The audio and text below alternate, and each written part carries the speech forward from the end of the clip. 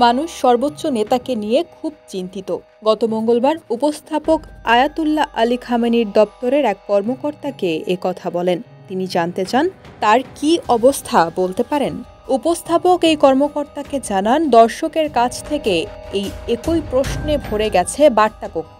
তবে খামেনির আর্কাইভ দপ্তরের কর্মকর্তা মেহেদি ফাজাইলি সরাসরি কোনো উত্তর দেননি। উল্টো ফাজাইলি বলেন, আমরাও অনেক জায়গা থেকে এমন উদ্বেগের খবর পাচ্ছি। ইসরায়েল ও যুক্তরাষ্ট্রের ভয়াবহ বোমা হামলার পর আয়াতুল্লাহর নিরাপত্তা নিয়ে বহুজন উদ্বিগ্ন।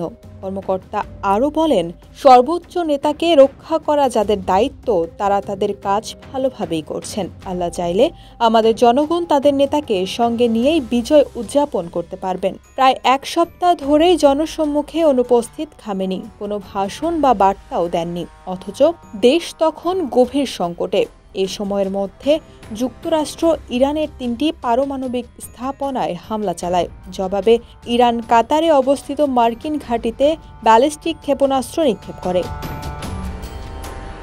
এরপরই মার্কিন প্রেসিডেন্ট ট্রাম্পের মধ্যস্থতায় ইরান ও ইসরায়েল এক যুদ্ধবিরতিতে পৌঁছায়, যা কার্যকর হয় মঙ্গলবার সকাল থেকে। এই পুরো সময়ে খামেনি ছিলেন অনুপস্থিত।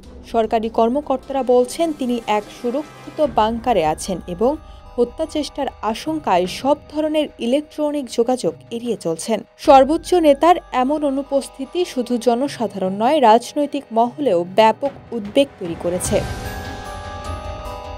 ইরান ইসরায়েল যুদ্ধবিরতি প্রেসিডেন্ট ট্রাম্পের আহ্বানে এবং কাতারের আমিরের মধ্যস্থতায় দ্রুত সম্পাদিত হয়। তবে ইরানের ঊর্ধ্বতন সামরিক ও সরকারি কর্মকর্তারা গত কয়েকদিনে তারা খামেনির সঙ্গে সাক্ষাৎ করেছেন কিনা বা কোনোভাবে যোগাযোগ হয়েছে কিনা সে বিষয়ে খোলাখুলি কিছু বলেননি।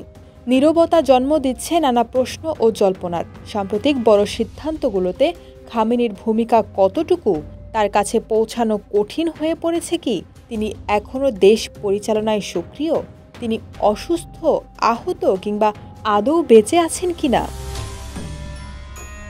রাজনৈতিক বিশ্লেষক হামজা সাফারি আয়াতুল্লাহ খামেনির শীর্ষ সামরিক উপদেষ্টা ও রেভলিউশনারি গার্ডস কোরের জেনারেল ইয়াহিয়া সাফারির ছেলে। হামজা জানান, ইরানের নিরাপত্তা বাহিনী বিশ্বাস করে যুদ্ধবিরতির মধ্যেও ইসরায়েল খামেনিকে হত্যা চেষ্টা চালাতে পারে, তাই তার নিরাপত্তায় কঠোর বিধিনিষেধ আরোপ করা হয়েছে।